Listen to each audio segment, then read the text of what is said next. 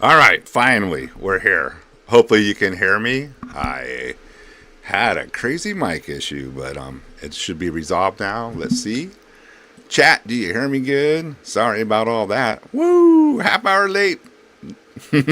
Hey, you can talk shit about me, Francisco, but I wasn't sleeping. I was like panicking because like all of a sudden the mic wasn't being recognized. I could hear it, but it wasn't being recognized. So I just have to keep going through all these settings. I had to reboot my computer today because I did something stupid to it, and I guess I fucking reset all the shit somehow.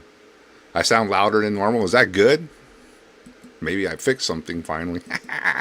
Well, anyway, we are running late, so let's get started. Let's bring our guest on. We got Lee from Warhammer666. What's up, Lee? Hey guys, how are you? Hey, man. Lee was patiently waiting. So that No, I was like, shit, I feel so embarrassed. Like, oh, what the fuck is this? My mic's not being recognized. I was like, huh? I had to I go through forgot I all these. was. I forgot I was here. I was just having a beer. I thought, Just hanging out. What's going yeah, on? So, so how's your day going, dude? Is it still a frozen tundra up there in Jersey and all that? yeah, yeah. It started snowing about a few hours ago, I think, and yeah, I'm not a snow guy. Like I like snow up until the point where I have to do something in it, then I'm fucking done with it. So I'm happy to be inside. Yeah, I remember when it snowed here in Texas. Like we got that week of snow or whatever. I fucking hated it. It's like it's fun for the first day or so. Yeah, snow, but then when it starts fucking up everything, and it's just like I don't like this shit. Go away.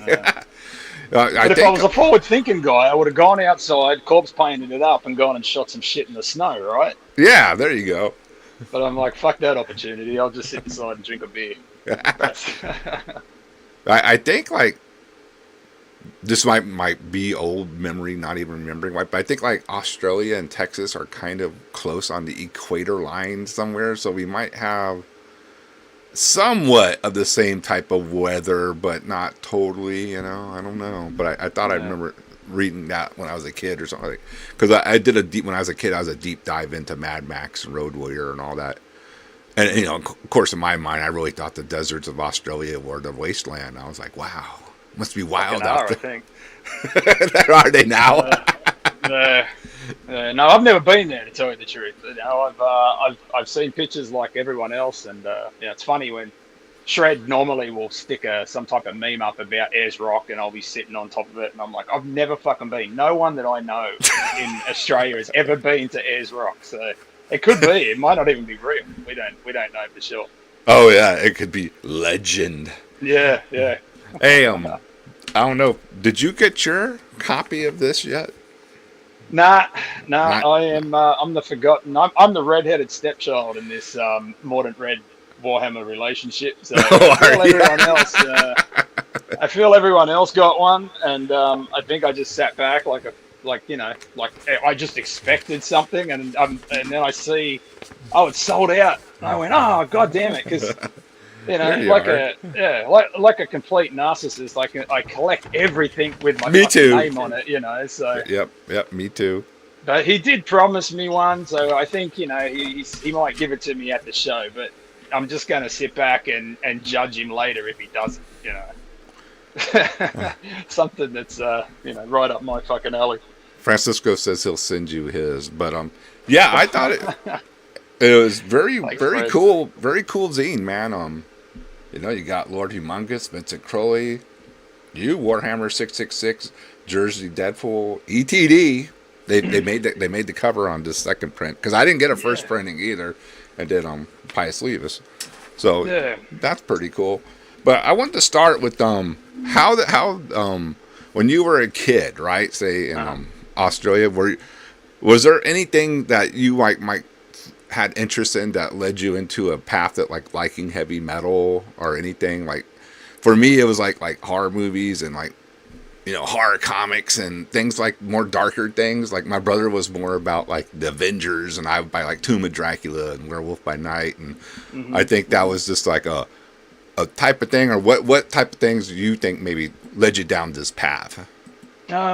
My dad, I remember he brought me out like I think he got me up early in the morning and he showed me the very first WrestleMania, right, just as it started, you know.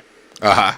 And like I saw the first one like the day after, so I was kind of, you know, showing how old I am. But he showed me that, and I was a massive wrestling fan, and you know, for some reason that stuck out as far as, you know, that kind of over the top type of personas that Well, yeah, you know, you yeah. get in this scene. And they had the entrance music, and Hulk Hogan had the Real American, you know, Real American. So he had all that shit, and that was kind of cool. And then I had my brother who was older than me, who also had like shitty albums, like, you know, Richard Marx. You guys, I think Richard Marx is an American guy, isn't he? Yeah, yeah, I remember him So back in the day. yeah, Yeah. so he used to play guitar, but he played like the worst middle of the road shit that you can imagine. Yeah, yeah, yeah. It was pretty lame. Yeah, and then for somewhere along the line, he got a Poison fucking record, and I thought, like, these guys are fucking hot, man. Like, I thought I might have been switching sides, and I fucking loved Poison, and that led to Kiss, and for some reason, like, the wrestling thing, I always loved the entertainment value of both sides. So my whole taste Yeah. went towards people with the big personas and the big whatevers, and I mean, I'll like musicians and hate their bands, you know, like, just like Nicky Six. I fucking love Nicky Six. There's something about he's just cool, but he's better than the rest of the band. For some reason, I equate him as That was my favorite cool. member of the crew too, Nikki Yeah, Six, and he was one who kind of like made their brand popular. It was always him, you know, kind of coming up with everything. So yeah, I remember too. Yeah, I thought Poison might have been chicks from the first second I saw it because I was, you know, they looked like chicks on the album, and I was like, oh, are these? This is oh, okay, it's total yeah, glam. Gotcha, gotcha. yeah. But And I fucking stuck by him too, man. Like, I bought every album. Like, did you? oh shit, yeah. Even in the grunge years, I was buying Poison albums.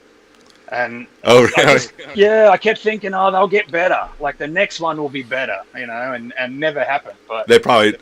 I honestly I never bought a Poison record, because I was kind of already when that I'm older than everyone as usual, but when that was coming out, I was already hardcore into Slayer and Possessed and, you know, and those type of things. So I yeah, couldn't admit that I had some Motley Crue in the collection or any of that back then. But I definitely didn't yeah, have Poison. But later on, it was funny. I went through a kind of like a glam like rediscovery era, like after, you know, maybe like 10, 12 years ago, and I listened to something like the first Pretty Boy Floyd, and I was like, this ain't really that bad, you know. It's yeah, metal, you know. yeah. It's a watered down, but it's metal, and but it was larger in life.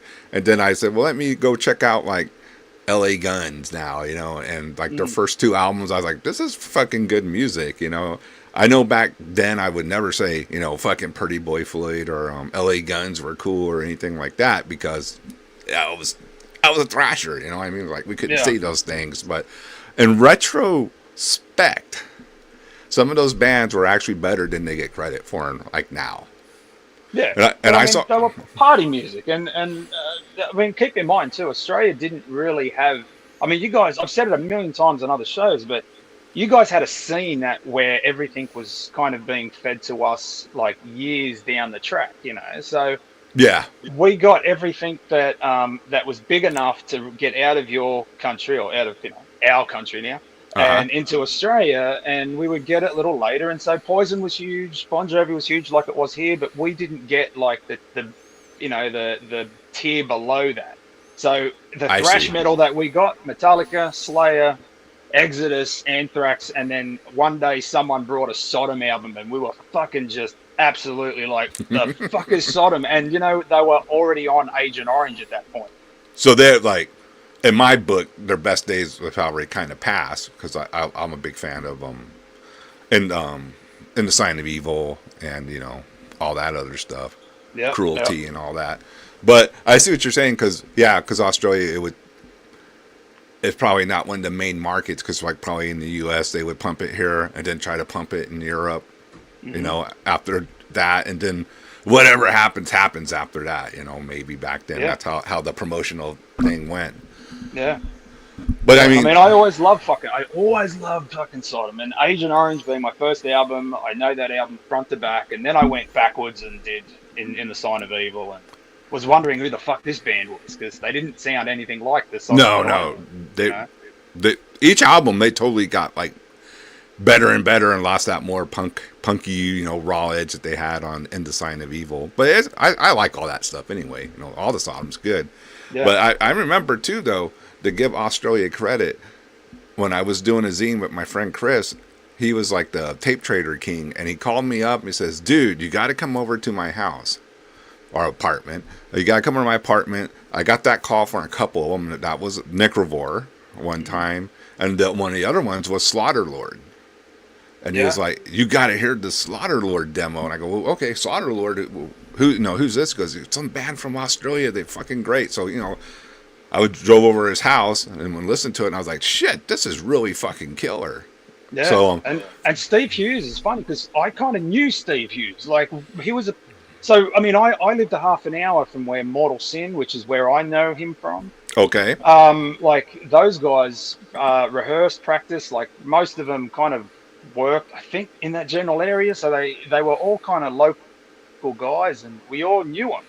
But like at that point, even I had no idea that Steve Hughes was in Slaughterlord, you know. And it's just one of those things where there's this whole fucking thing that was happening here, which yeah, I think also too, Slaughterlord were a little bit before I got into it. Like, I really came back down to the major cities because I lived on the coast, so you know, we got worse, I guess, records than what Sydney got. But when I moved back down to Sydney, it was just thrash was huge, and then the death metal scene creeped into it. okay. So, but you knew Steve Hughes a little, huh? That's well, cool. I mean, I knew him that I would walk down to we had a place called Warhead Records, right? The only metal store in Sydney. Oh no, sorry, Utopia and Warhead. So we had these two record stores. They were an hour apart from each other, and the Warhead one was where all the underground death metal was, like demos and all that type of shit, you know. And so you would go down there, and it'd be nothing to run into like the guy from Sadistic Execution. Like, you would see Rock down there, or you'd see fucking Dave Slave down there. Oh yeah, anything. cool. And then, you know, I told like this great story, and I swear to God, it's true, or it's true how I remember it. All right. All right. But KK Warslut was down there, and we were aware that it was KK Warslut, and he told us that our selection that I was going to buy sucked, and that I was to put it back and get a particular band that he wanted me to get. And so I put that fucking thing back, and then me and a friend traded our cash together to buy what he wanted, because we were fucking scared shitless of him. So. Do you remember which one he told you to get? I have a feeling it was a band called Necrotomy, and I know that I think you guys had a Necrotomy. Yeah. But I think we had a Necrotomy, but I can't tell you. I never got the tape. It was one of those things, you were going to have it for a week, then I was going to have it for a week. Oh, okay. I remember doing that with French. Yeah. In your mind, but you never get it back, and you forget that you had it. So I have a feeling it was Necrotomy that he wanted us to get, but that didn't. I don't know. That for some reason doesn't. But it just, that's the thing in my mind. So. Yeah, and I would have guessed like the Destroyer 666 guys were probably like up there in the Australian scene, you know, to the younger guys, right? Like, you would look up to them. So yeah, he told you, don't buy that crap, you know. Yeah. Probably but at that time, he was in Bestial Warlust. So okay, so it was still it wasn't even formed yet. Okay. Yeah. See, I always this is funny of course this is in my mind. I always thought like the Australian thing, I equated it in my mind to like the kind of like the Ross Bay, you know, cult scene, you know, just this very harsh, you know, we're not going to have keyboards, and we're not going to have acoustic intros. It's just like full on fucking metal. And from what you're telling me, that kind of maybe that whole wrestling thing, maybe it comes into play, you know, because it was just so always no chill. You know what I mean? It was always very hard, always very, you know, aggressive. Yeah. And Sadistic Execution, who were the big, like, they were the kings of that scene. Uh-huh. Every one of them had a character, and I don't know if that was meant to be, but they were all psycho in their own ways. But obviously they weren't when you got to know them later on when they got older and left. But they were all like, Rock was apparently a patient, like a patient that had actually gone to a psych ward. Dave Slade was a crazy like bass player from another planet. Like everyone had a different persona. And I don't know if that kind of overshadowed a lot of the scene, because I don't remember a lot of bands that had what they had, because they were an extreme metal band that were on a network TV show back in the 80s. Like, I don't know too many bands that, I mean, maybe in, Napalm Death and all that overseas, but I don't know too many bands, especially in Australia, none, that got onto primetime TV. And America, no. In the United States, I don't remember any getting on, like, they might have a snippet of like Slayer or something, on MTV, right around or right before the actual Headbangers Ball started. I think they did some thrash metal report one time, and it was, and I remember they interviewed Slayer like in their practice room. That was like and that was MTV. That's not on like network TV. Now I know, like, I remember I seen things from like Mexico from the 80s where, like, Devastation, Texas Devastation played on TV, and Death played on their TV, but they may have been like talk shows. I don't know, but you can find those on internet too, like actual live sets of them. So let's talk about what I want to bring up something that Francisco had on his show. This is like an off story of Dave Slave.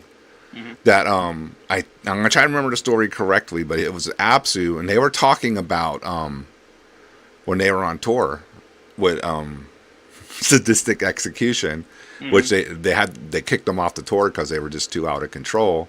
But before they did all that, I think Russ was saying he gave like Dave a cassette to listen to. Like, I don't remember exactly what it was, right?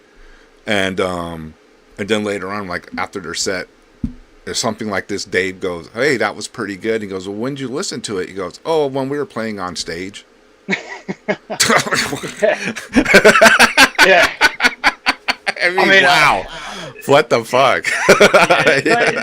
He played it well, but like he's on Facebook a lot, and he's always like, he doesn't dress metal anymore. He's in like I guess you guys would call it like redneck kind of dress code. Okay. I don't know if you guys have it, but Australia has this dress code where you wear a t-shirt just a smidgen too tight, so your belly pops out, but a little bit of underbelly sticks out too. So, yeah. So Dave completely rocks that, and we have a hat that has like corks that hang from string to keep away the fly. Like, he does it all. He really plays that Australian character. And, he claims to be the fastest bass player in the world. And he puts stuff out on YouTube to prove it. And I'm not a bass player. I mean, I own a bass. Yeah. But, like, I wouldn't say I'm a bass player. But what I'm seeing is him just cracking the shit out of this bass player, just slapping, like, his bass is slapping the shit out of it. And I don't know if he's playing anything at all. I mean, I can't hear any definable notes. He's just... Like, but it's fast as shit, yeah. Oh, yeah. Sounds like Sadistic to me. Yeah, that's another band that that should be, I think, even higher on the scale of like awesome, like popularity, because they're just so good, so good. Yeah, been around forever. More people need to really get into them, because I mean, stop listening to this lame stuff and go get you a couple of Sadistic Execution albums. And just go bonkers, because it's like, it's insanity, but it's great, it's so good. Yeah, and I'll buy a Sadistic Execution album like anytime I see it. Like I had all the demos, and I had the ones they had on like blue paper, because I don't know why they did that. They photocopied everything onto blue paper. It was weird, but when I was in Texas the other week, I found was it the Magus? And I bought it. I don't know why, because I've got it. But I was just so happy to be on the other side of the planet and saw a Sadistic Execution, and it was $10. I went, fuck it, I'm buying it. And man, that's still sitting there, still wrapped up. But just to get it, and another across the world in Texas. Yeah, because let's be real, Texas is probably at least in my mind, you know it. You can tell me if I'm right or wrong. Texas to me seems more Australia than the rest of the country. I love But fucking Texas. I've only been there, like, I'd been there for 2 days, and I said to the wife, I said, we should just, I would love to move here. And I know it's not the same when you live there, but, yeah, yeah, I fell in love with just I guess the people that came to the show. And to me, it felt very, I could have moved there and been happy for a week, and then found something to complain about. But yeah, I mean, I fucking love Texas. But Texas has always been, back home, it's always been like a metal. To us anyway, it's been like there's a lot of cool bands that came out, and yeah. Texas is and Florida, I guess, all the hot stuff. yeah. Texas is kind of like the untamed metal scene because you kind of have your East Coast scenes and you had your West Coast scenes which kind of tie into with the record labels and all that, and they have their own thing going. And Texas, for the most part, at least in underground, kind of is its own entity. There's not a lot of outside record labels that come in. Like we go through Aaron through a lot, and then a lot of back in the day it was just demos and self release tapes, our albums, it was kind of like we just kind of survive on our own out here, and we learned how to do it by ourselves. And maybe that's kind of like almost like the Australian scene too. You guys didn't have like you were saying, a lot of big labels coming through and promoting. You're just kind of like a self-sustaining scene. You did it yourself, like like the punker thing, a DIY type of situation. Yeah, but we were our own scene, and I mean, I went up. The first time I heard Necrovore was when I moved here, so it's only been 5 years. I'd never heard of them. When did so that's when you moved to the States about 5 years ago? Yeah, 2019, just before the world ended, How fun was that, right? That was awesome. So prior to that, were you jamming in any bands before Warhammer? You're an older dude. Y'all probably had to been in something, doing things. Yeah. Well, I mean, I was always a drummer. I'd been in a lot of not a lot of metal. There's not a lot of metalheads they're metalheads. But you find a lot of people that play instruments are normally into the very, the Panteras and the stuff of that type of level. Yeah, I never really had an interest in that. And yeah. I did find a couple which they were like massive Celtic Frost fans, and they introduced me to Celtic Frost. And, because the first album I bought, which I thought was absolute horrible, was Into the Pandemonium, because I'd heard so much about Celtic Frost. I heard they were a thrash band, right? Oh yeah, that one sucked. Yeah. And I get that, and I'm fucking, I won't dance, and I'm like, what the fuck is this? There's a techno song on there, or like a 808 drum beat song, if I remember correct. And this guy shows me Morbid Tales, and I couldn't fucking get over that guitar tone. And that, just the fucking, just the riffing in that. And I was like, fuck, it kind of reminded me of Sabbath, I don't know why that came up. But those two were a couple, and they wanted to start a band, and I joined a band with them. And it was great because she was like the only chick at the time that was in a death metal band, with a bunch of guys, so with two other guys. Okay. So, she became our Joe Bench, you know what I mean? Like, because they were a bit of a novelty, because they had a girl bass player, and she was our girl guitar player, and she was fucking amazing, She looked like Tom G, right? But she fucking played like, the devil. She was fantastic. Wow. Yeah. I don't know what she ended up probably fucking giving it up, but damn, she was good. Wherever she is, she was fucking good.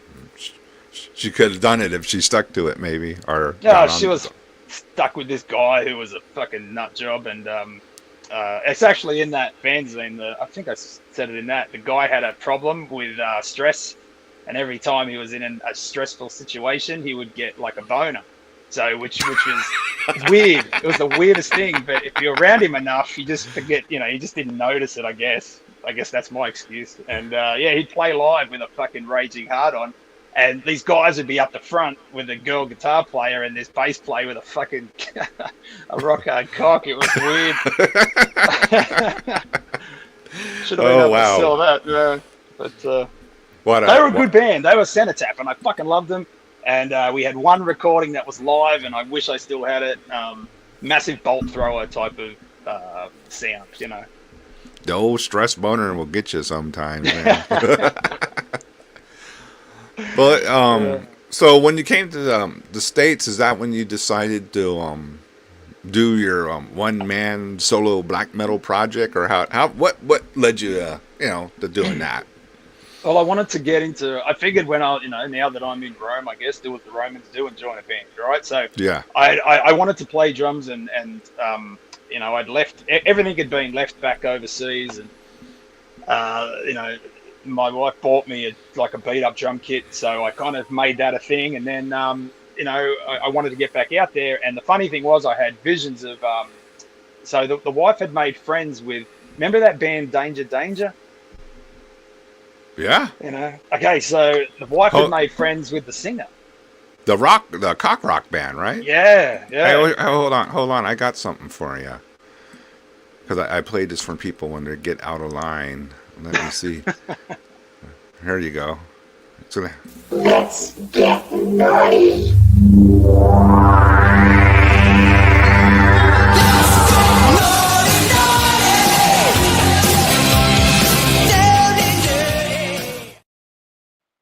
That danger. Okay. That danger, yeah. Awesome.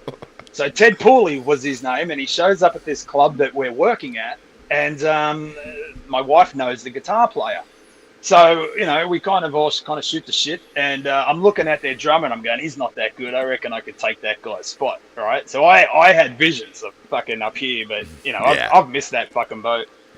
So, that didn't eventuate. So I figured, fuck it. And then COVID hits, and I'm stuck at home, and I bought a guitar, and I tried to play it, and I loved it. I fucking loved it. As bad as I was, it was something that I wished I picked up before I did drums, So I just had this thing, and I've played every day since, say the end of, 2023. So there's not a day that goes by I'm not down here at 4 o'clock in the morning just fucking banging away until I got to go to work. So wow. I record a lot, so that's how I've gotten shit out, So the guitar playing came when you came here? Yeah. Wow. I've never touched it. Never touched a stringed instrument in my life. So it's all been drums and trying to just maintain something I could keep a 4/4 beat. Well, I mean that's pretty impressive though. Just throw that out there that you learning guitar and gotten where you gotten in that amount of time. So when did you do your first Warhammer666 recording release? It would have been the first quarter of 2024. So I'd already recorded some stuff real ghetto, on my iPhone with the amp pushed right up to the speaker. I thought that would give me a real black metal sound. And so I'd recorded some songs, and I actually had my live kit set up in this room, and I put the fucking iPhone right into the bass drum, and it kind of didn't sound that bad, to tell you the truth. Oh, really? But, wow. Yeah, I mean, as iPhones have come a long way, So I do have recordings of the very first things, which were a few weeks after I started playing. So yeah, it was the probably the first quarter of 2024 I started actually recording. So it's been quick. Yeah, because you first came on my radars on Revit, Morton Red show when he talked about the band. Yeah. And I was like, that's when you first came on my radar. I didn't get the music, but I was it stuck in my head. And so then when this one was, ready to go, I went ahead and ordered me a copy. Yeah. And this is your current release, correct? Yeah. That was recorded kind of in a weird time. It was right around the same time as I put the other one out. I had all these songs already ready to go. I just figured they didn't fit, which sucks because they were better than everything that was on that CD. Oh, really? Damn. So how did you hook up with Formonian? Formonian Productions, Dreadbeard. Formorian. Thank you. Yeah. Oh, this is a fucking convoluted story. Convoluted. So I got involved with another record label that I thought were cool because they had a really good band that was on it, which I liked. And again, Revik had said something about him, and I'd gotten I'd listened to it on YouTube, and I thought they were really cool. Okay. So I don't know how I got in contact with him, but I was talking to him and I said that I really liked that, and he really liked mine. He goes, I want to put that out on the label, and I didn't know at the time they were the same person. Like the guy who ran the label was the guy in the band. So later on, I find out everything's fine, and then an incident happened with the one person that they had to say shit about their releases, and we all know who he is. And then I was like, yeah, I don't want to do this anymore if you're hooked up with this guy. So, I want out. So they were upset. I was upset. So I pulled out. And it was like the day after, I got a phone call from a guy named Skyer who had been running the Dead Eye Delight YouTube channel. And, I'd spoken to him before. And then he was like, listen, I want to put the music out. And I was like, all right. I didn't want to do it because it was one of those things where he tried to do something before and he flaked on it. So I just had this weird, I got a bad vibe. And but he was a guy that, I don't want to beat on the dude because if he's got depression, but I just didn't want to get wrapped up in it. And the wife says, right after I said, I'm going to trust my gut. Every time I have a feeling about someone, I'm going to act on it. So I completely backtracked on that the day after. It didn't take me 24 hours to sell myself out, but she goes, listen, just say yes. It's probably not going to happen because I don't think the guy could take another rejection at this point. He's had a pretty rough time. So I said yes, and then he got Shredbeard involved. And as soon as Shred came on board, that was when, I saw that, like, Shred is just a mouthpiece, and he'll talk about anything for as long as you want to hear him talk. That's true, yeah. He's great at that. It's amazing. So I was like, all right, this guy's interesting. And he started talking, and then he kind of just took over. And then I was like fucking dealing with Shred a lot. And then we kind of moved Sky out to the left. And then, you should, hey, if you want to have a laugh, go look up Punk Rock Dad and support that channel. If you want to, what's it called? Punk Unity. If you want to see a flip flop, but, okay. You'll get the joke when you go there, but it was something where I fucking called it and I knew it, and I was pissed because at that point, like, there was all these people talking, they were interested in the CD, and I was already committed to this thing, so I was pissed at him, and here we are today. So Shred and I kind of just took the reins and ran with it, and then I brought the wife on board to do all the back end stuff that we didn't really have a lot of time to do. Okay. So it's a bit of a three-prong attack at the moment, where I don't do a hell of a lot except come up with wacky ideas, and Shred does all the talking because he loves all the ideas that are just so off the fucking wall, and he runs that way, and I watch him go that way, and the wife does all the stuff on the center. So it's great. So you got your own in-house graphics department. So yeah, that's me. Is that you? Okay. Yeah, I'm not that proud of it. But, no, I like it. It was a different cover. The cover that was supposed to come out was really fucking cool. And if you look at how I spell things, it's wrong. I haven't even Precision. No, well, I'm glad you didn't notice. I'm not going to bring it back up. But let me tell you this: Osmos Productions on the CDs of Thornspawn, my old band, it was supposed to be Wrath of War, and they put WAF. They forgot the R. So even the WAF of War, I was like, no. So it happens to even the best of them too. So there you go. Man. But it was cool. It was just it kind of came, but Shred really kind of drove it, and still does today. He was still, he's all a ball of excitement every time I speak to him. So it kind of reinvigorates everyone to get back in and do something different. And we threw out a guy from Australia, his CD. And that thing pretty much sold out before it actually went on sale. So we were really happy with that. The pre-orders are... Yeah. Well, there you go. Good. It looks like things are going good over there for you guys, man. Oh, we got lucky twice. Whichever way you want to look at it. Well, I'm going to cue up a song, and we'll jam a song real quick. Let me get this set up. Alrighty. Here we go. We'll play Jericho Horns, first song. What?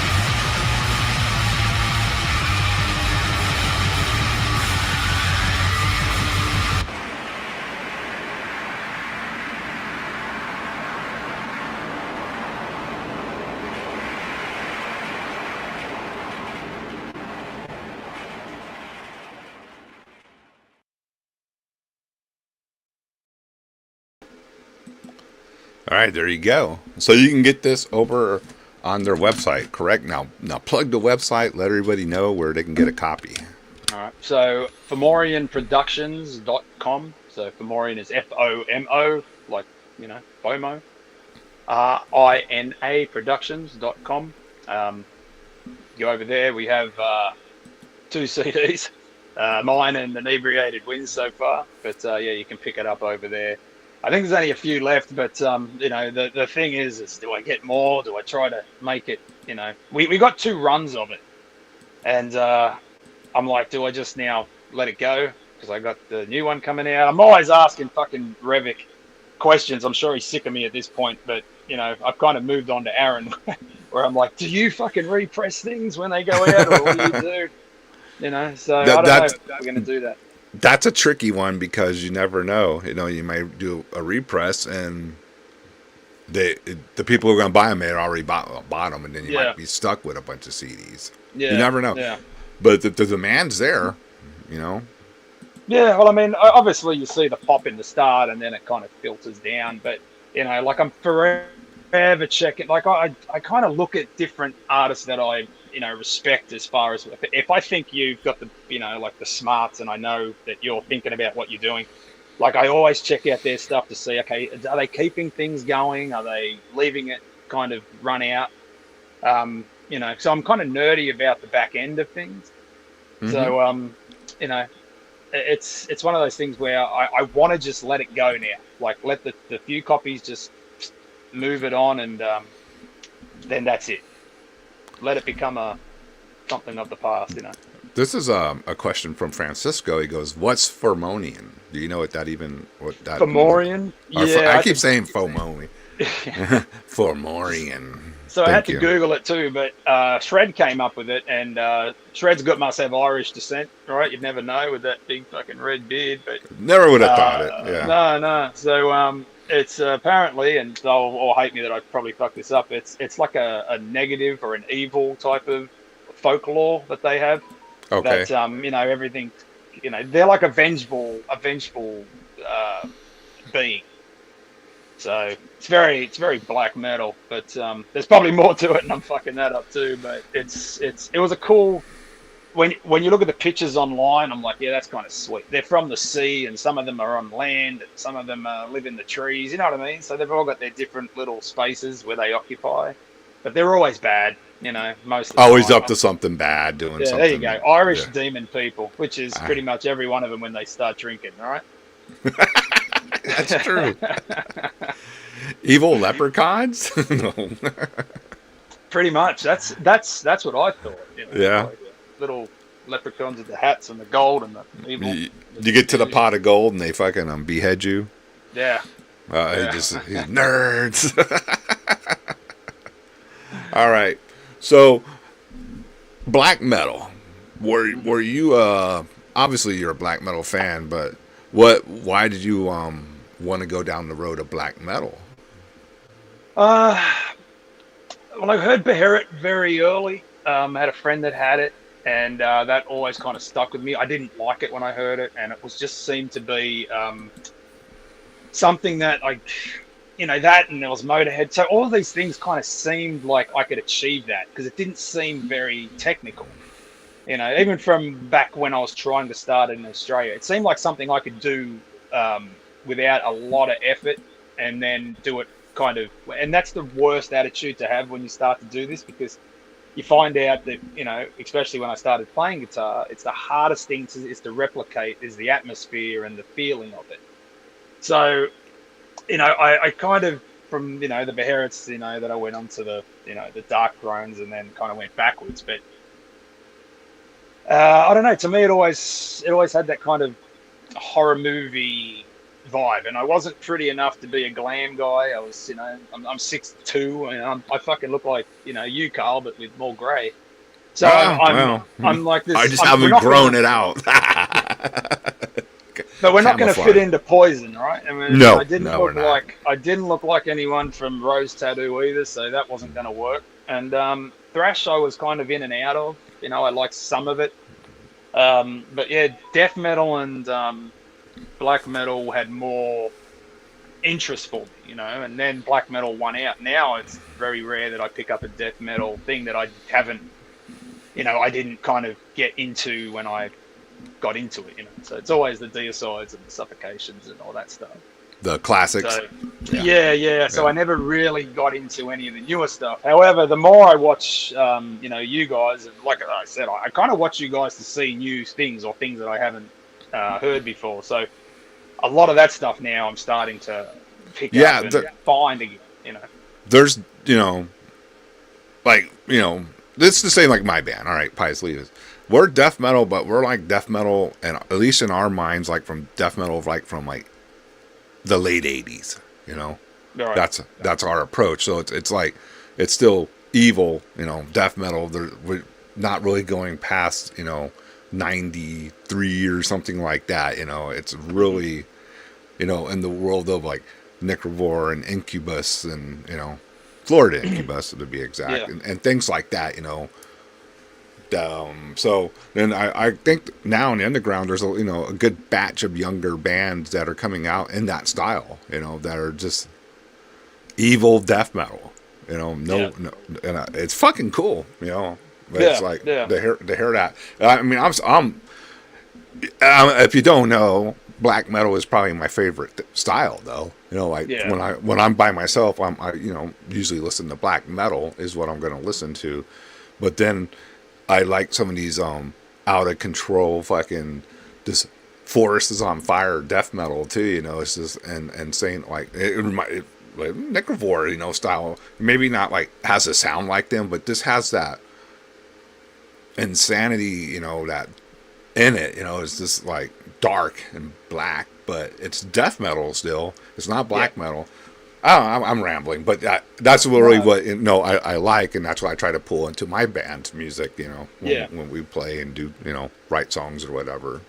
When I saw you play, though, I'd had a few drinks, but the clarity of it was something that was just out of this world for me. So because I'm coming from that, the more raw black metal. When you guys were playing, like, you could hear the fucking notes just popping out. Like, that to me is like fuck. I was like, I couldn't wait to get home to try to kind of accentuate a lot of the stuff, just to bring forward some of the melody. I thought it was more, when I heard it, I thought it was more of a blackish metal than, I would say death, but again. Yeah, it's definitely, black and death metal, what do the kids call it today, Yeah.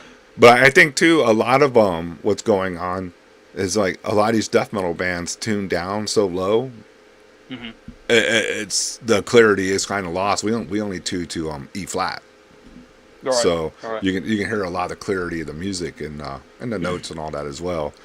Not saying you got to do that, but that could be like one of the reasons why you hear everything so well, because it's not so low where the bass and the guitar really can't fight each other. They're almost the same because the frequencies are so low on the notes and all that. Yeah. And you said something a few weeks ago, but you said that you had played with Judas Iscariot. Is that not with Judas Iscariot, but on the same bill as Judas Iscariot? Yeah. My old band, we used to do a Sacrifice of Nazarene Child, so we had Judas Iscariot come down to play. That was actually really cool. That was in 99, 98, 99, I forget exactly. Right. But he had on the band, he had Prescriptor from Absu on drums, and Neil from Krieg on bass, and then of course Akinade and Andy on guitar and vocals. And they did one practice. They practiced that. I think we were practicing at Yorn's house then, so we let them use our gear. And they did one practice before the show. I think like a day before the show or whatever. And then pulled the show off. And that was like their only U.S. performance. He never played in the U.S. again. So what was he? Did you get to meet him? Did you speak to him? Oh yeah, I hung out with him the whole weekend, pretty much. Was he? Is he a cool dude? If you get this guy. Yeah, if you get to know him, he's actually pretty chill. He's a cool dude. But it was funny, he would have he had one blow up when we were at a bar, I think the first night, but we were drinking, and there were these preps, and they were just getting a little, like, obnoxious loud. Nothing crazy. He just yelled at their table, "Shut the fuck up!" And they were just a little taken aback. And they shut the fuck up, and that was really, like, the only, like, crazy thing I saw him, like, I would consider, let me put close up crazy that he did. Right. But other than that, he just hung out, talked. Smart dude, Yeah. Yeah, he's a smart guy. He's become a bit like the Vinnie Vincent character now, right? He's just disappeared off the face of the planet. Yeah. Or do you know anything? I think Neil from Krieg, is still in contact with him. But yeah, he is out of the metal scene. From what I understand, it was a combination of things. Not to get in, I'm not going to dirty laundry or any of that. And also, I think he just, from what I understand too, he completed everything he wanted to do with Judas Iscariot. On top of all the other stuff, he was like, you know what? I'm done. I put out some albums, played the shows I wanted to play, and that was that. He walked away, and I believe he's a professor somewhere. That's Jesus. All I know. Yeah. That's crazy. Like, transition from that to. I don't know how you could. He's done when he went to Germany, he's actually going to school there. Okay. It wasn't just for the band; he was getting educated as well, and he already had some schooling here in the States as well. So I think he went over there for like master's studies and things like that. All right. Yeah. Imagine having your teacher being the fucking dude from Jesus. They have probably no clue who he is. No. in Germany, no less. You know, that's fucking awesome. Yeah, and I think a couple of friends of mine do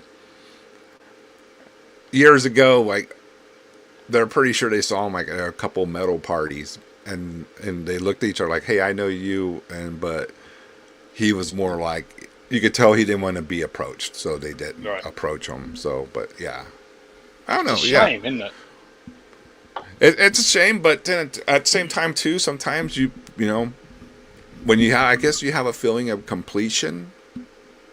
Maybe that's but you realize you're done. You're done. He was never really about like wanting to be a popular person or big in the underground. He hated shit like Dimmu Borgir for getting popular. He was like when it came to black metal and all that, he was true to the core of like what real underground black metal was. At least that's Right. what around me, because I mean, I didn't make no bones about it. I had some Dimmu Borgir CDs, and he just laughed at him when he saw him. He goes, "Dimmu Borgir, huh?" And I was like, "Yeah." He's like, I was like, "Shut up, Andy," because he only liked underground black metal and shit, like super underground, dangerous. Back then too, when it was even more underground, than Right. it is now. Yeah, I mean, I got into them kind of retroactively, so they were already long gone before I had heard of them. So, is it something like when they were there, were they popular, or did that come later on? All right, you got to look at it in a perspective of things popular then aren't like things popular now. So Right. yeah, they were popular on the American end of black. We would call it USBM back then. US black metal. They were probably one of the top tier bands for sure. But as the scene isn't what it is like now for black metal and all that, so it was still smaller. But Right. they were one of the more popular bands for sure. And American bands always got shit on, pretty much.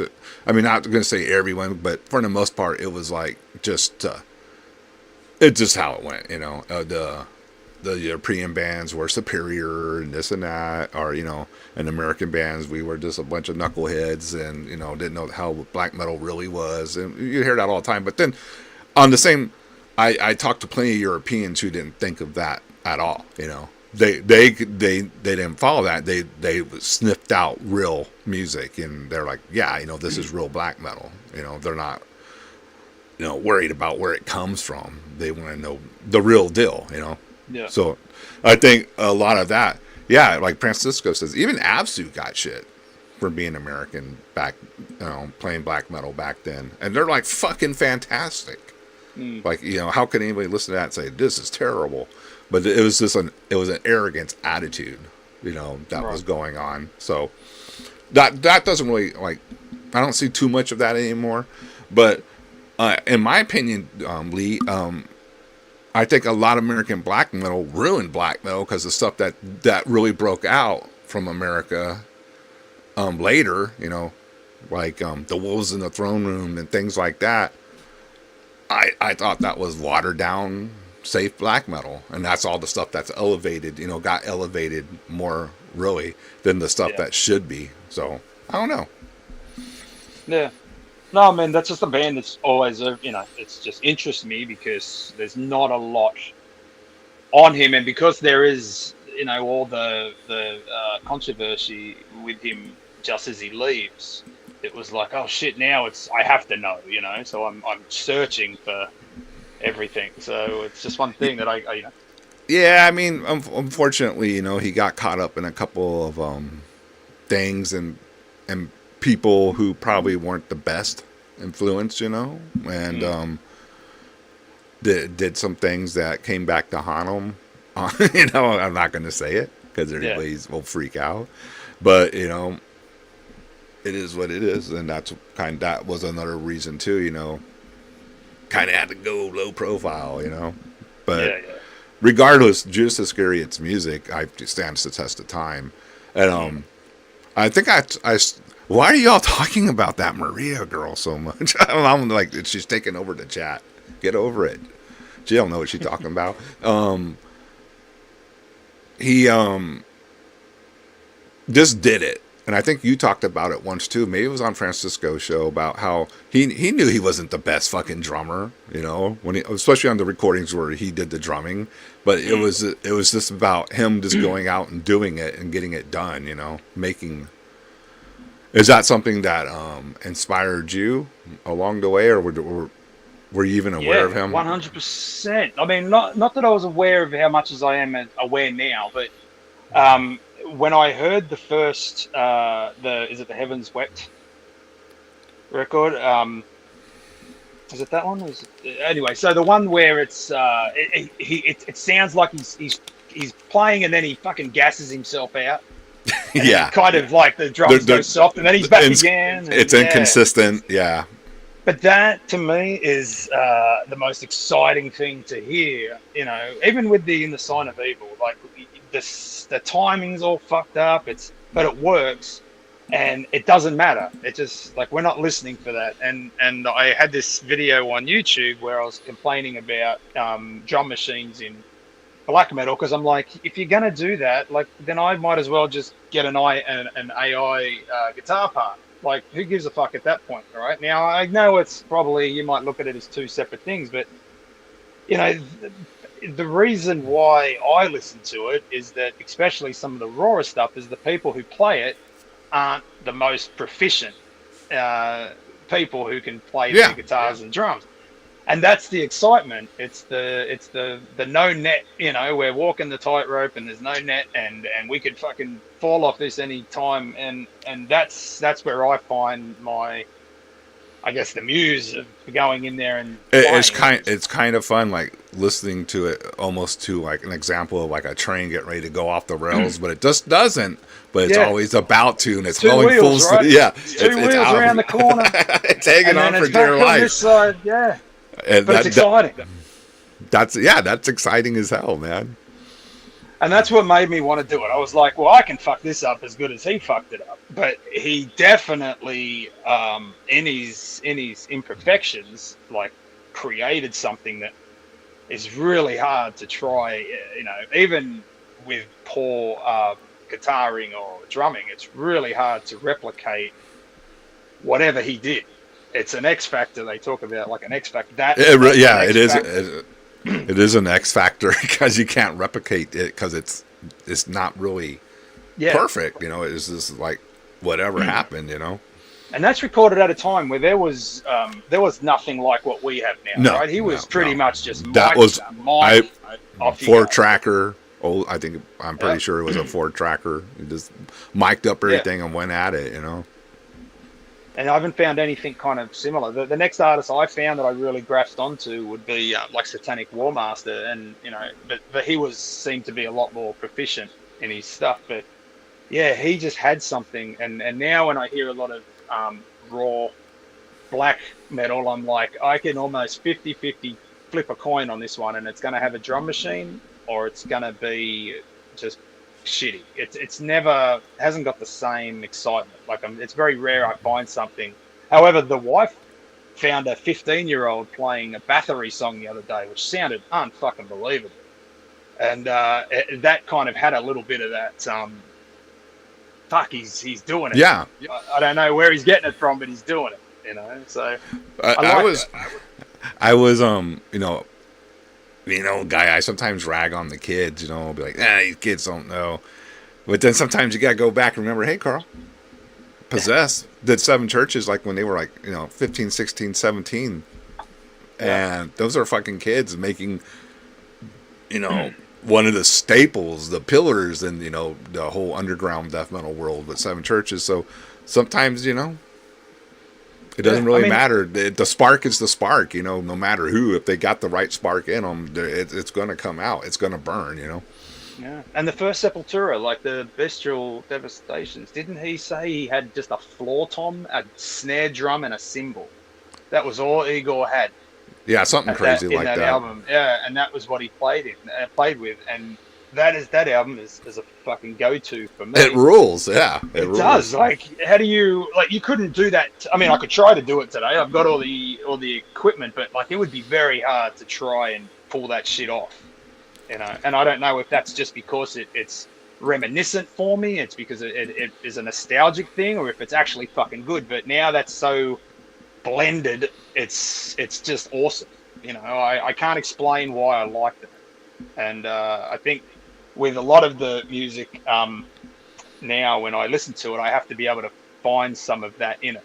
You know, some type of fuckery that's not, you know, it's not well played, it's not poorly played, it's just, it could fucking die at any second, but I like it. Yeah. You know, it's very hard to find that. Yeah, I mean, I've been going on a Finnish black metal deep dive lately, and I've been finding a lot of cool things, you know, in the Finnish underground black metal scene, as you'll see on the next Black Metal Power Hour. I'm gonna showcase a bunch of it. But anyway, but it's still, you know, comes in with the satanic war master kind of approach. You know, a lot of the bands, you can tell who they, obviously, you know, the top dogs in their scene, I would say, and they're, you know, coming from that style. But it's good stuff, you know, it's good stuff. Yeah. So Yeah. that's a good hotbed for black metal if you're looking for some good underground stuff in the Finnish scene. Yeah. What is so you're saying you got a new release getting ready to come out? Is that what you were saying earlier? Let's talk about that, man. All right. So this is I kind of record as I, you know, I find a sound and I'll go with it. But this kind of came out very quick. I recorded it very quickly after the Ramit EP. And it was like I spent a lot of time in this room, and I don't necessarily go outside a lot. I don't go to a lot of things. So I found that what I was doing was like, you know, when I sit down, I watch you guys, like, you know, I'll get angry, like, what's the word? It's like I get angry for no reason at things. Okay? So I was like, well, I wrote this one song, and I had this thing in my mind where I was like, you know, fucking, the wife must have said, why are you so upset at something that doesn't concern you, you know? And whatever the response was, I was like, fucking didn't come here to make friends, you know, and I was like, oh, that's fucking perfect. It was just something where I kind of took that, and I was like, what's the worst person that you could think of? It's probably someone like me who sits there and complains from the armchair, and he can do everything better, and, you know, this person doesn't deserve this and that. Yeah. So a lot of I just had this idea for this song, and I was like, I'm just going to give, you know, like the worst person that I could possibly be to someone. And it's like, you know, if I could get something off the guy that was beside you, trust me, I'm not going to ask you for it. I'm going to go to the next guy. So I'm like, that's perfect.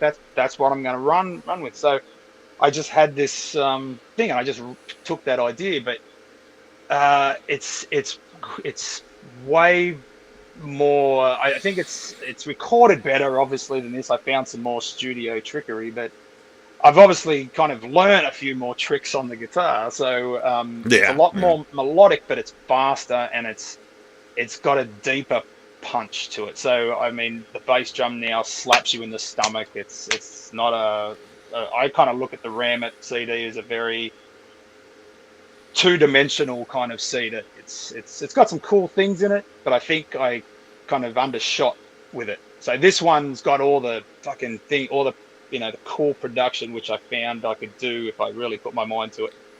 And the songs just came out angrier and just more pointed at, I guess, you know, horrible things that I do to people.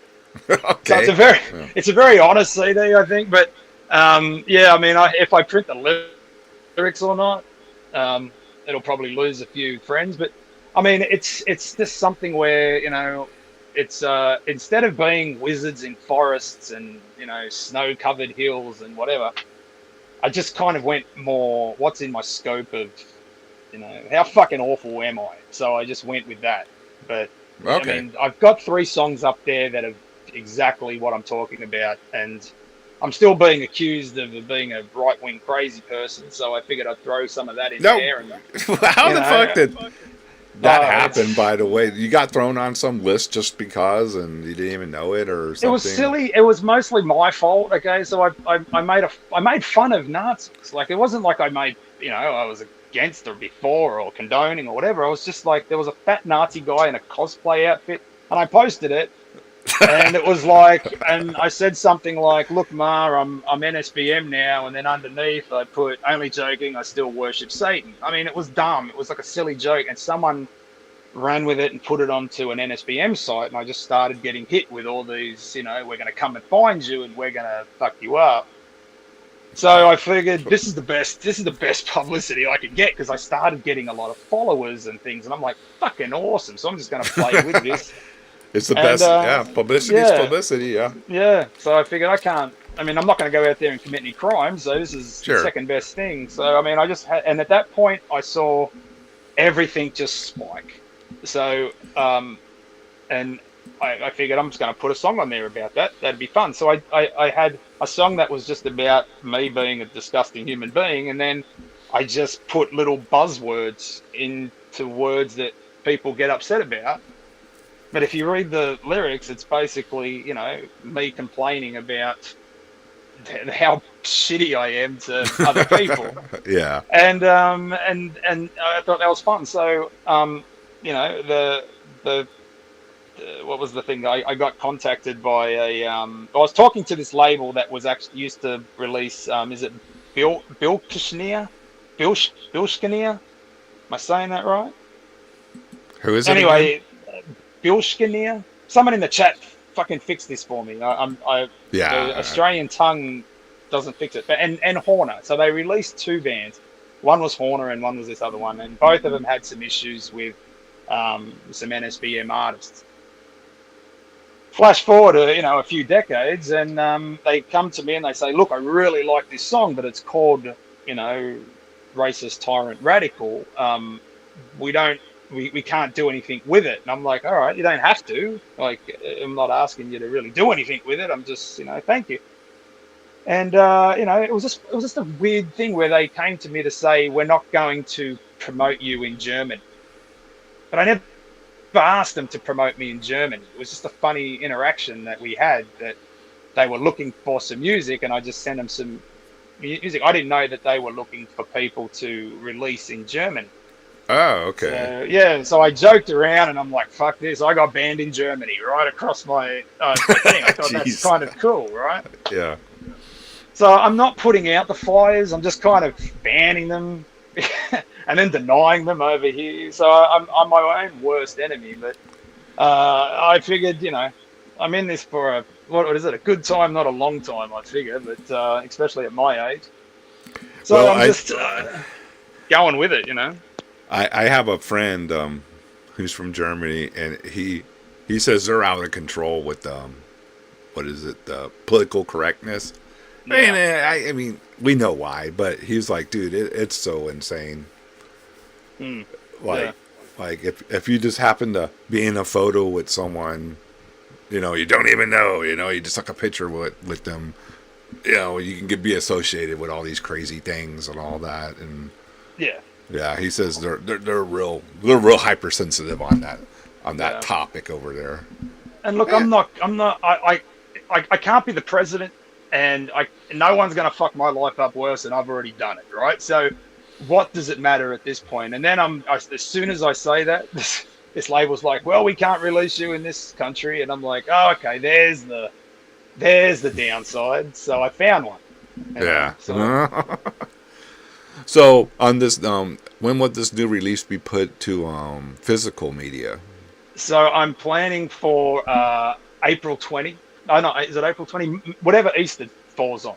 I only release things on religious holidays, right? That's my shtick, I guess. But I'm going for Easter, and that will hopefully, touch wood, be done and no problems out. But I've got 3 songs up on my YouTube, which you can go check out. Promote your YouTube real quick, so people. Is it Warhammer666? Warhammer666, can't go wrong. And you'll see my fat mug on the front. And I've got a bunch of videos of me rambling on about what I do. I'm so surprised. Yeah, I like those videos. I like when you get philosophical about things. Oh, yeah. Yeah, I enjoy that. Yeah. Well, I mean, there's no one, like, I've looked a million times. There was something done by Noisy. I don't know if you would have seen it. It was the 3 artists, right? It was Stryborg from New Zealand, and that guy's a fucking story. Have you seen his channel now? No, I have not. Oh, dude, you got to check this guy out. All right, I don't know how many Okay. mental breakdowns you've got to have to become what he is today, but it's amazing. Shit. Fuck, everyone go check out Stryborg right after this. It's fucking amazing. So you got Disgusters Stryborg. is Yeah. late to the party. He's asking you if you ever met Chris Hades or Dave Slave or Yeah. Rock. Yeah, Chris Hades, we hung out with him just before we left to come over here. So he had an art exhibition, and we got photos with him, the whole thing. We bought some pieces of art I've got sitting over there. But yeah, we got he was really nice guy, very short, but very, very nice dude. Paints Okay. cats, believe it or not. Paints cats. Yeah, he's got a really Nice. cool picture of a cat that's like 8 foot tall. It's great. Awesome. But what was I talking about? Oh, Stryborg. And the other Yeah, one was Stryborg. Leviathan, and the other one was Zaster. Is that how you say it? And yeah, the- it was. the Burzum surfers. That's what we call them. Oh, is it? Okay, so that guy. And Yeah. it went to each one, and it went through the process, how they recorded, there's a bit of a story, and that. And I thought, that's fucking interesting, right? Who else is doing that? And black metal guys, especially one band people, there's a lot of us, don't seem to want to talk to anyone. Or it's very looked down upon in the scene, right? I didn't know that. Things like that. Yeah. Well, as far as I know, there's nothing on YouTube apart from one or two of my videos where I'm looking at, like, the shitty things that I've had to kind of make mistakes with and go through to do this, and how I've kind of tried to rectify it. And some people said, shit, this is great, I want to hear more about it. And then I kind of tried some other things, and they weren't as popular, and I thought, all right, people like to hear about things like releasing demos, why you do things and stuff. So I kind of traveled down that path, and I figured there's got to be some crossroads where I'm going to get into so I'll start getting the negative comments, and the drum They'll come machine soon. was the Yeah, big they'll one, come. yeah.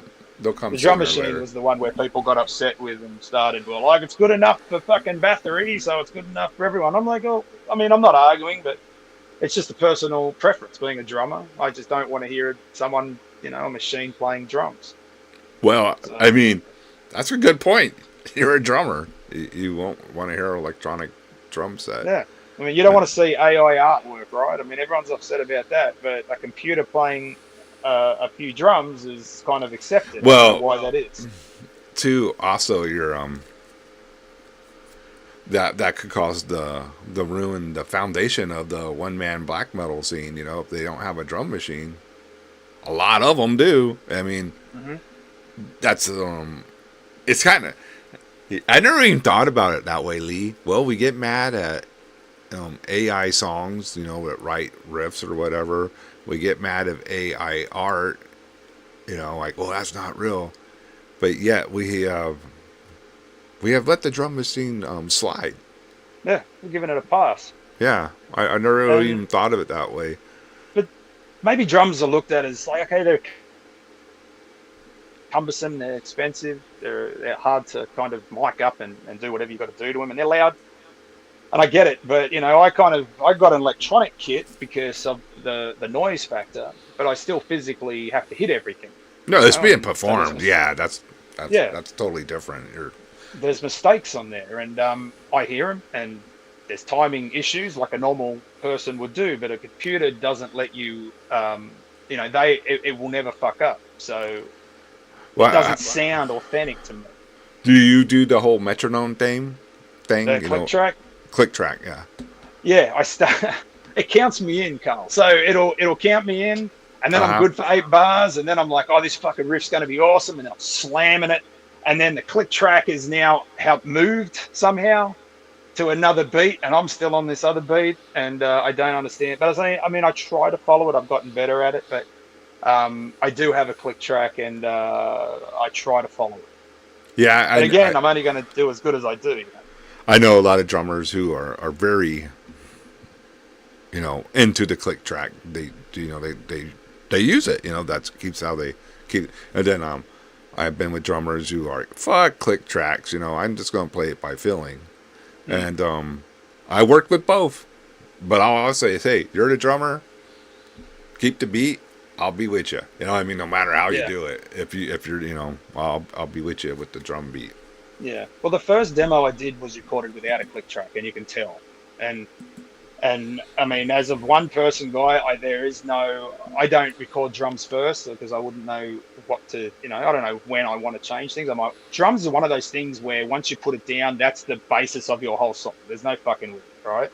Correct. And with this, I put a click track on, and I have the riffs in mind, and I piece them all together in sections so I can, chop a few down and make them nice and flowing into the next one.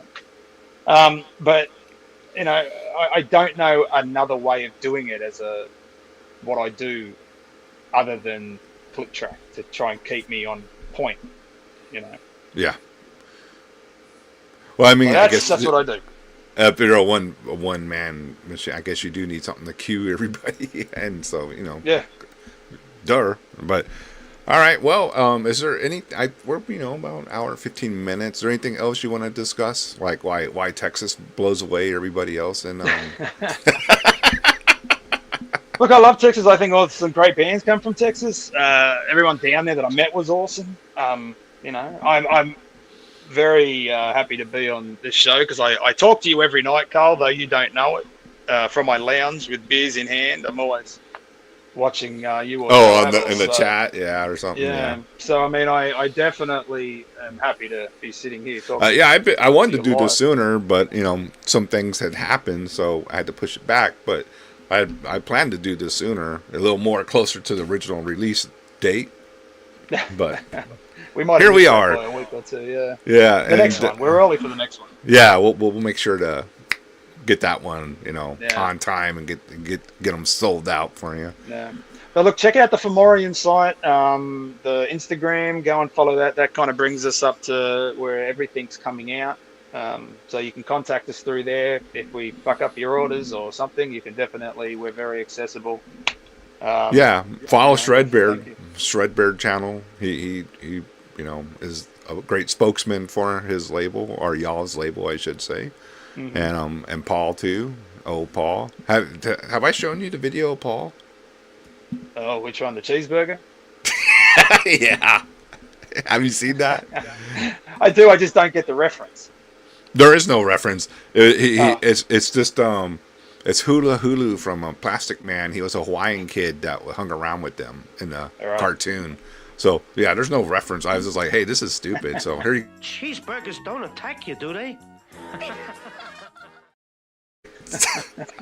It's so dumb. I enjoy that.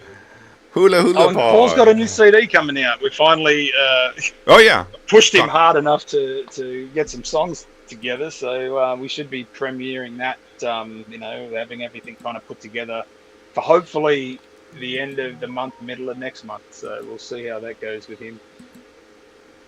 Yeah, and you got to move up to vinyl releases next. Oh man, I know it's expensive, but the damn kids.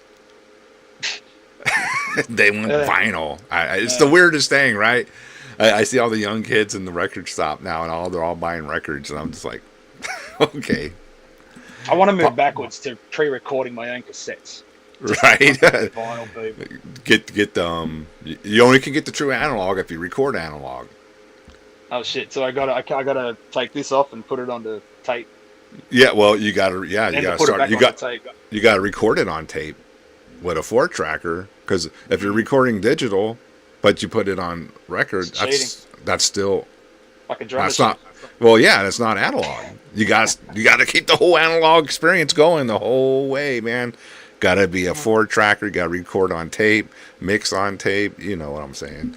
Yeah, I got you. Well, we're just going to pretend we do for that period and for that part. Like I said, I kind of laugh at all that. I think you can make, if you know what you're doing, you can make anything sound the way you want it to sound. Heavy, either digital or analog, whatever. Yeah.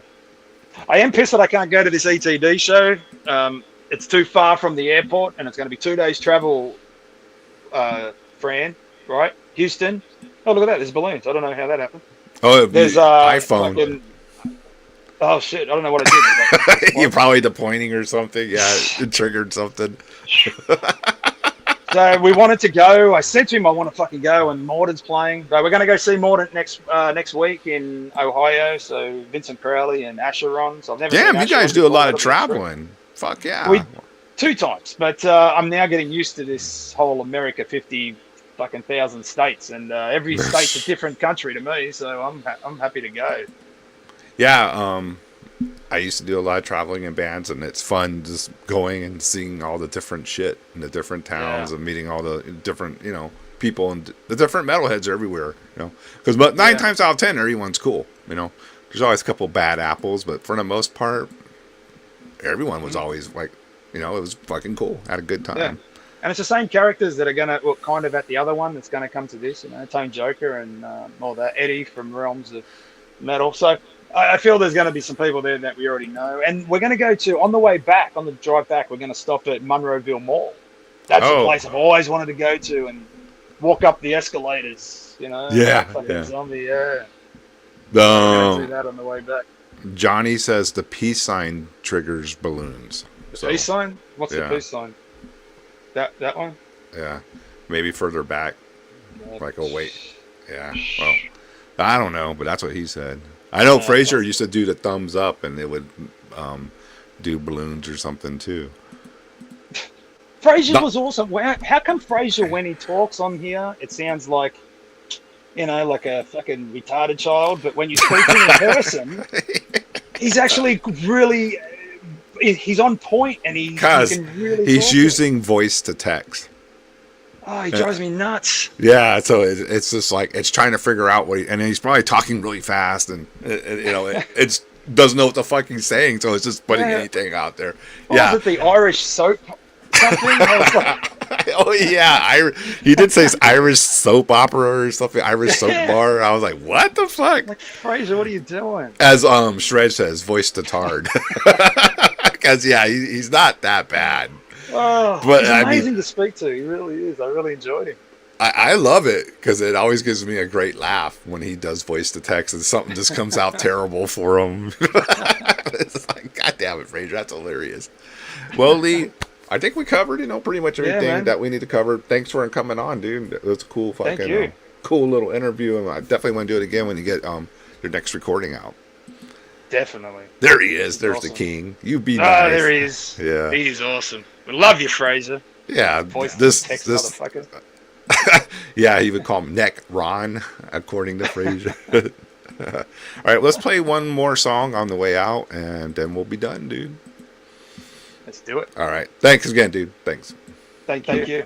Let me get this set up. Hopefully, I don't have it on shuffle. Let's see.